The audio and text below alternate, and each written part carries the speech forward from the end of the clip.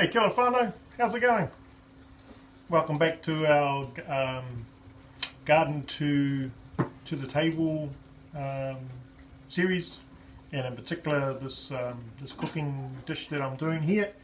I'm doing a bolognese sauce in preparation for tomorrow and Monday, and hopefully it might stretch out even to Tuesday dish.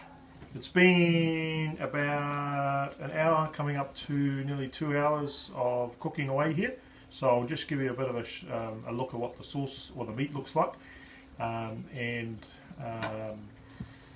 Over the time, I've had it on probably a medium heat, and I've allowed it to, I'll just put this over here, cook away like,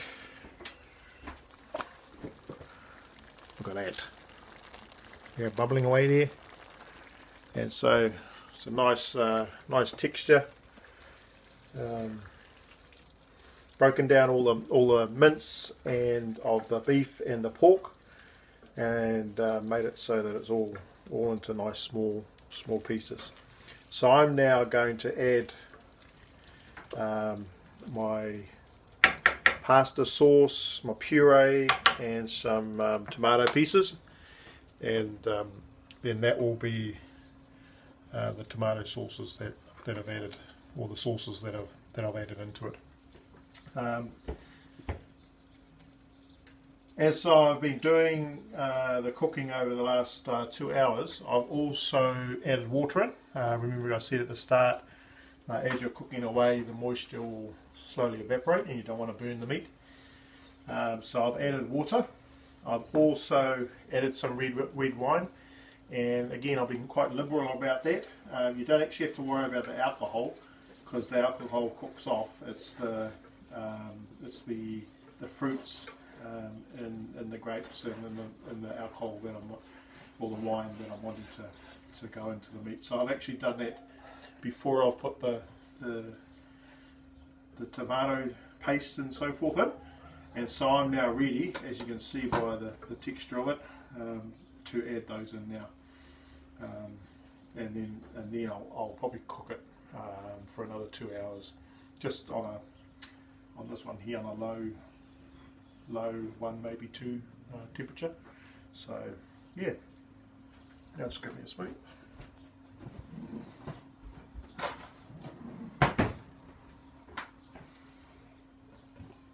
So I'm putting in the puree just to give us a bit more taste.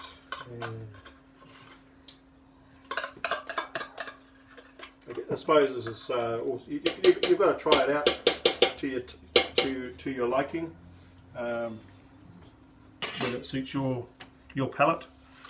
But I've found putting in a puree and a paste, it feels like it gives some depth to the dish, and then the pasta sauce. I'm happy to be corrected. Someone out there's a good chef, but this is how I'm doing it. So yep, I'll mix this one in through the meat. Just stir it in. It's just thickening it up a bit. Yeah, it's just giving that thickness to the dish. So yeah, it's beautiful. Also, I've seasoned with rock salt and pepper. Later on, when I do the fettuccine in relationship to the pasta, I'll have a big pot with a lot of water in it, and I'll probably put a good amount of salt, probably a good handful of salt in the hot water, and basically it creates a bit of a starch with the fettuccine or the pasta. But I have seasoned through it, and I'll probably keep seasoning it until once I've added in these items to taste, as opposed to over-saturating with those.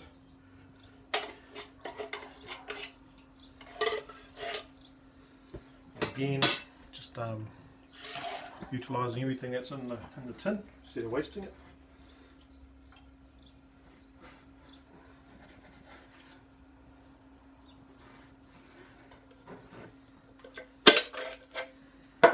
Stir it in there well, some more. Oh yeah, it's starting to look like what I want.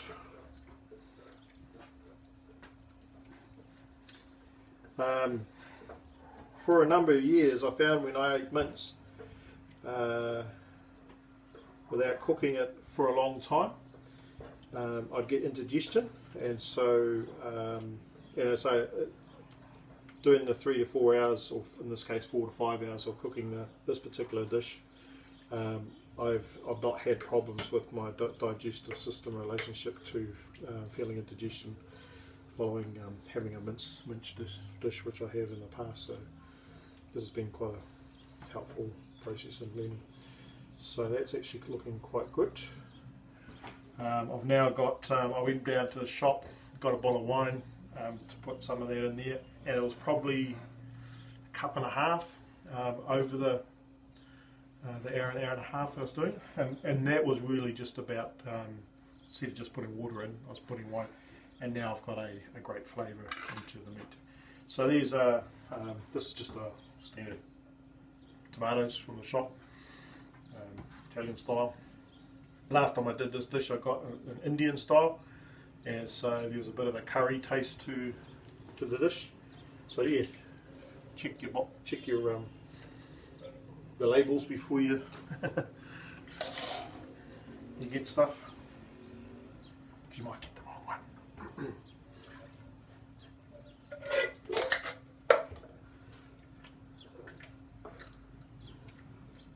So see how it's quite watery now? So I'm pretty much going to do the same process where I'll allow it to cook away, simmer away, and that will evaporate all of the excess juices in there until I get into a consistency that I'm happy with. And then the last one,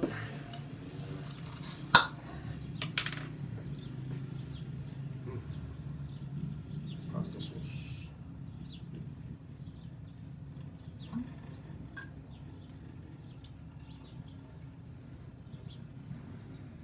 That's why I think they tell you to get a bigger dish. It's pretty full now.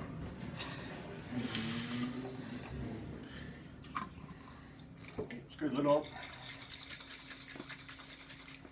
Get all the excess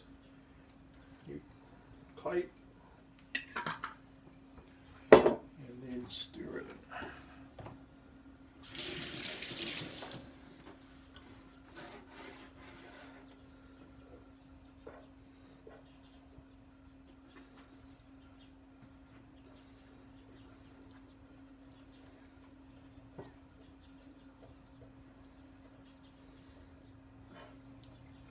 Yeah, so this next phase, so that's pretty much the sauce there.